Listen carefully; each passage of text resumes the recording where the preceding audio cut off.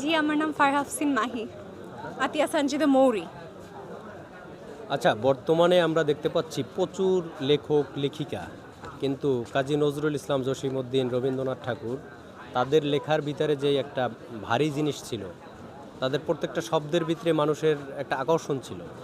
সেই জিনিসটা এখন কোনো ওই ধরনের লেখক মানে মানুষের সবার হয়ে উঠতে পারতেছে না। কারণ কি, এবং এদের বই কি দেখে কেনে? দুইটা প্রশ্নের উত্তর যদি একটু বিশ্লেষণ করেন। আমার কাছে মনে হয় যে মানে এখন আসলে সব কিছুতে এত আধুনিকতার ছোঁয়া পেয়ে গেছে এবং সৃজনশীলতা এত বেশি এসে গেছে, এবং আমরা না এখন মানে প্রাচীনকালে বা আগের দিনে যেরকম সব কিছুর মধ্যে নমনীয়তা ছিল, বাস্তবতার সাথে মিল রেখে যেগুলো মানে আগের কি নজরুল বলেন, রবীন্দ্রনাথ বলেন, তারা সবাই বাস্তবতার সাথে মিল রেখে সব কিছু বলতেন। বাট এখন যেটা হয়ে গেছে, সৃজনশীলতা বা সব কিছুতে নতুনত্ব আসা, এবং সব কিছুতে আমরা কী হয় না, যান্ত্রিক ভাব চলে আসছে। সব কিছুতে আমরা সংক্ষিপ্ততা, অল্পতে কিভাবে আমরা সব কিছু পেয়ে যেতে পারি, এটার প্রতি আমাদের আকর্ষণ বাড়ছে। তো এগুলোর মানে ছোঁয়া এসে আমার কাছে মনে হচ্ছে এখনকার লেখাগুলো সেই আগেকার দিনের সেই সৌন্দর্য, সেই বাস্তবতাগুলো হারিয়ে ফেলেছে, এবং এটাই আমার কাছে মনে হয় কারণ। আর এটার মানে উপকারী দিক বলেন, অপকারী দিক বলেন, দুইটাই আছে।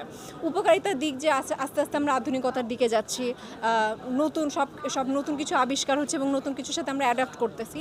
বাট অপকারিতার মধ্যে বলবো যে অ্যাকচুয়ালি আমরা সেই আমাদের মানে সেই ওই যে মার গল্প, ছোটোবেলার দাদু ঠাকুমার যে গল্প, সেই ভালোবাসা, সেই জিনিসগুলো আমরা অনেক মিস করতেছি, আমার কাছে এটা মনে হয়। আচ্ছা, একই প্রশ্ন আপনার কাছে আমার জানতে চাওয়া, সেটা হলো যে আগে কাজী নজরুল ইসলাম বা রবীন্দ্রনাথের প্রেমের কবিতা বা প্রেমের গান শুনে প্রেমিকার প্রতি মানুষ আরও সম্মান বাড়তো, তার প্রতি একটা পবিত্র নজর থাকতো প্রেমিকার।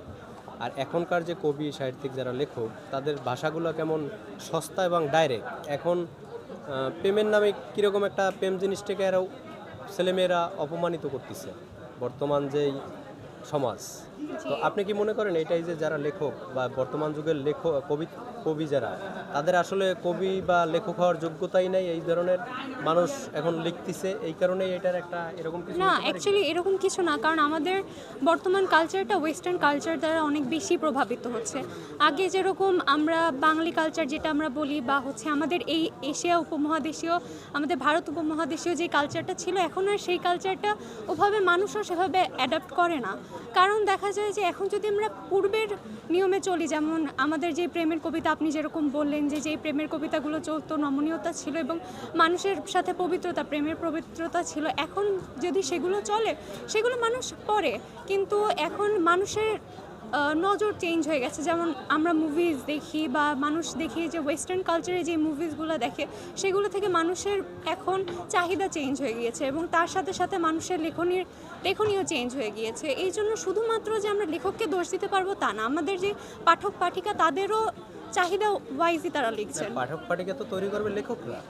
আপনার একটা দেশের লেখকরা যদি সস্তা ভাষা ব্যবহার করে, তাহলে পাঠকেরা তারা ভাষা শিখবে কোথা থেকে? না, অবশ্যই তারা ভাষা শিখবে, কিন্তু আপনার যারা কবি আছেন, যারা লেখক আছেন, তারা তাদের মতো লিখলো, কিন্তু সেটা যদি মানুষ যারা কিনছে বইগুলো, তারা যদি এখন ওয়েস্টার্ন কালচার সেই সকল মুভি দেখে তারা যদি অনেক বেশি ওগুলোর প্রতি আকৃষ্ট হয়, তাহলে তারা যে লিখছে, এমন লিখছে না এমন কিন্তু নেই, এখনও অনেক মানুষ ওরকম কবিতা লিখছেন, কিন্তু মানুষ পড়ছে কয়জন, মানুষ সেগুলো কিনছে কয়জন। তো এখন যারা পাঠক পাঠিকা, তাদের উপরও কিন্তু আমাদের যারা লেখক, তাদের লেখনী চেঞ্জ হচ্ছে। দেখবেন যে যিনি 10 বছর আগে একরকমভাবে লিখতেন, তিনি এখন চেঞ্জ করে লিখছেন, যে জিনিসটা মানুষ যেরকম পড়তে চাইছেন সেরকমভাবে লিখছেন। আচ্ছা, আপনার দাদা দাদি যদি একটা প্রেমের কবিতা পড়তো, তখন রবীন্দ্রনাথ নজরুলের খুঁজতো।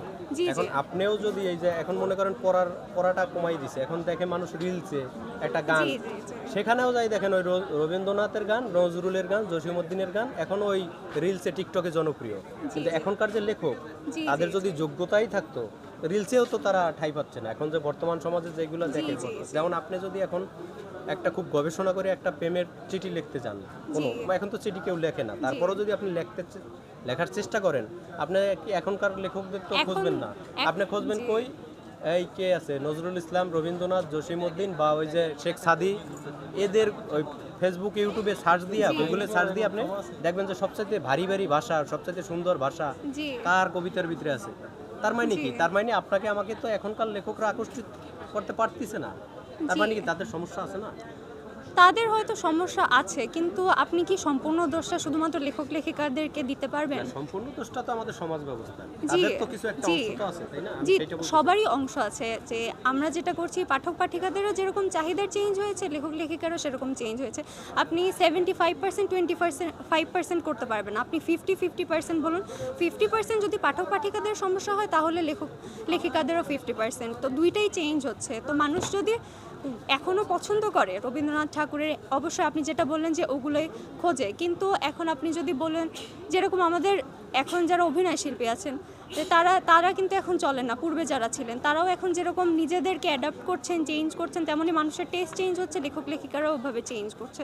তো সব কিছুই চেঞ্জ হচ্ছে, আমাদের সমাজ ব্যবস্থাটা আপনি যেটা বললেন চেঞ্জ হচ্ছে, সেই কারণে এইটাও চেঞ্জ হচ্ছে। ওকে, ধন্যবাদ আপনাকে, থ্যাংক ইউ।